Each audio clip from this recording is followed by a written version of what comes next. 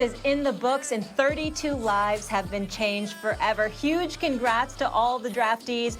Welcome into First Take. We are here to break it all down for you. NFL insider Adam Schefter here with us this morning. Max Kellerman, Stephen A. Smith. I'm Molly Karam Rose. And let's get it, gentlemen. You know where we're starting, and that would be with the Green Bay Packers. Stephen A., there's another bad man in town. Apparently, Green Bay moving up 4 spots from 30 to 26 to grab a quarterback. Jordan Love out of Utah State. Aaron Rodgers, 36 years old, has been in the league 15 years. Let's hear from the Packers. Brian, have you talked to Rodgers, and what's his reaction? And if not, what do you anticipate his reaction will be? Yeah, you know what? I haven't connected with Aaron yet, but you know he's obviously been through this, and you know he's a pro, and I think it's you know it's certainly this is something that is a long-term decision. I think when you go through kind of the way things went tonight, you weigh in the short term and the long term, and the way the board fell, this was the best decision for the Packers. But I think, you know, obviously Aaron's been around for a long time, and he knows what we're playing for right now. So that's what's most important right now. I'm not sure how that is going to work. You know, I'm excited to get back here and just, like I said, learn as much as I can from Aaron. You know, he's a amazing player, and I know I'm going to learn a lot from him.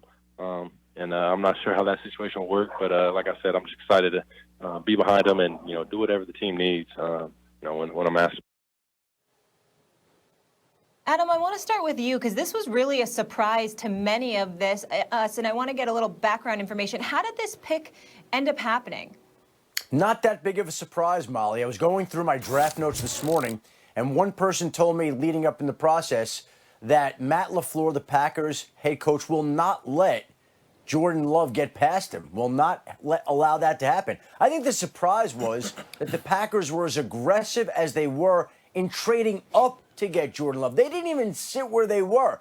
They gave up added draft capital to move up to go get Jordan Love. And you do it at a time where Aaron Rodgers is going to be 36 years old this season. And oh, by the way, if we go back and look in time, Brett Favre was 36 when the Packers drafted Aaron Rodgers. And so what that does right now is it puts Aaron Rodgers on the clock.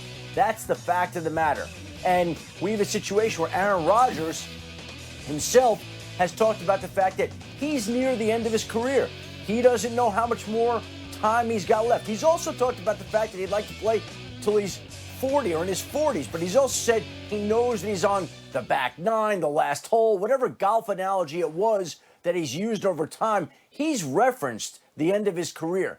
And I think the Packers saw a guy that can be their future. And it's not going to be this year, but it may be next year or the year after. But there's no rush because they have Aaron Rodgers, the bad man, for the next year or 2 or 3. And whenever he's ready to step aside, then they can turn to Jordan Love at that point in time. But notice how much happiness and exuberance the Packers had, Matt LaFleur specifically, when they drafted Jordan Love. Like, that was telling to me if you saw how happy he was when they picked Jordan Love. No question. And Stephen A., speaking of emotions, how should Aaron Rodgers feel about this move? He should feel disgusted. He should feel insulted. And as far as I'm concerned, if I was Aaron Rodgers, I'd ask to be traded. To hell with all of them. Kick rocks. Have a nice life. I'll move on without you. That's how I feel Aaron Rodgers should feel at this particular moment in time. Let me be very, very clear about where I stand. This is no knock against Jordan Love. I want to make sure I'm clear about that, Adam. It's no mark against Jordan Love whatsoever. He may have the potential. Matt LaFleur may have every right to feel as exuberant about him as he may feel. But there comes a point in time where you got to listen and really dissect the words of certain people. Like Gutekunst, the GM, he goes out there and he says last night, what does he say? Aaron Rodgers is a professional. He understands what this is about. This is about now. Well, it's not about now. It's about 2 years from now. It could be about 3 or 4 years from now, but certainly it's not about now, feeding off an NFC championship game appearance, which you just had. So let's dissect this situation for a second here. Aaron Rodgers was drafted in 2005.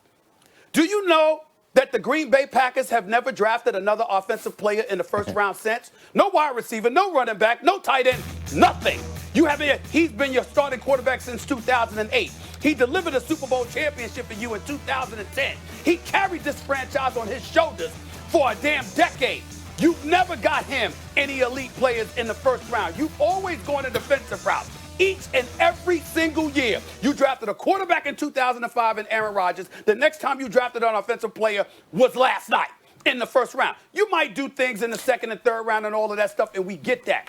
But there's something to be said about your best player, your star, who had a down year, and the definition of a down year was 4,000 yards passing with just 4 interceptions. Oh, by the way, since 2010, the man hasn't thrown double digits in the interception category, and this is how you treat him. In the end, it's not about Aaron Rodgers. That's what the Green Bay Packers are saying. It's not about using his greatness, buffering that so we can go and win the chip.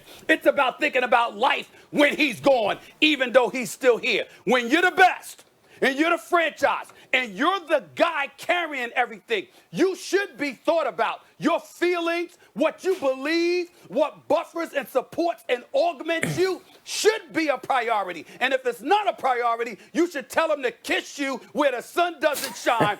Get me the hell up out of here. Give it to Jordan Love, and let's find a different location for me. That's what I think Aaron Rodgers should be saying today.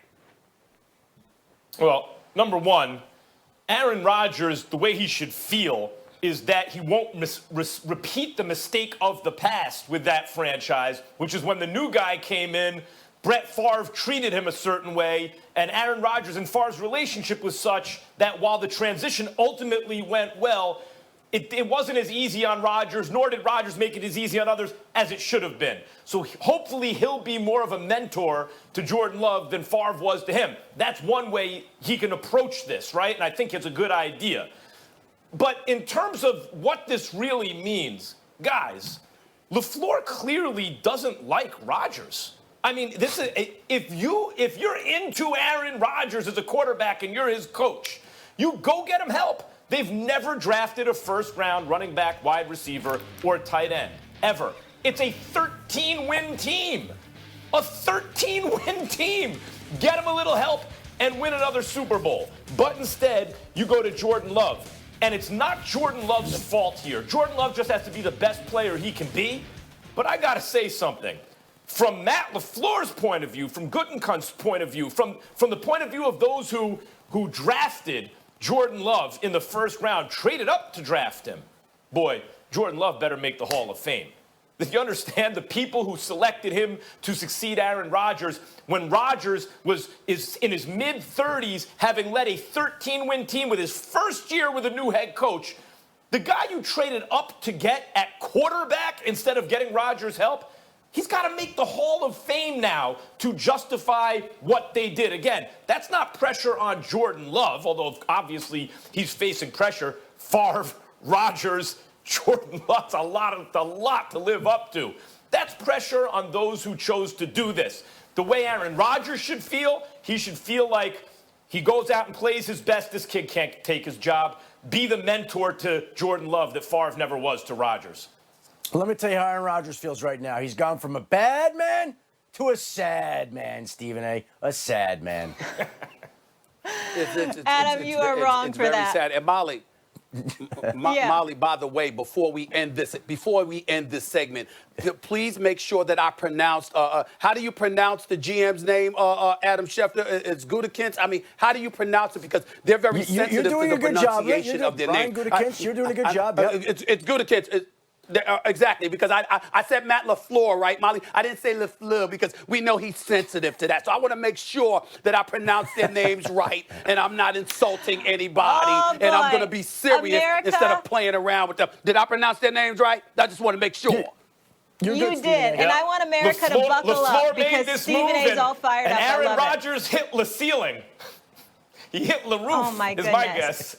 He's so disrespectful. Adam ended it with he's a sad man. Adam Schefter, we appreciate you. We'll talk to you soon. We'll see you tonight on the draft coverage. Much more draft coverage.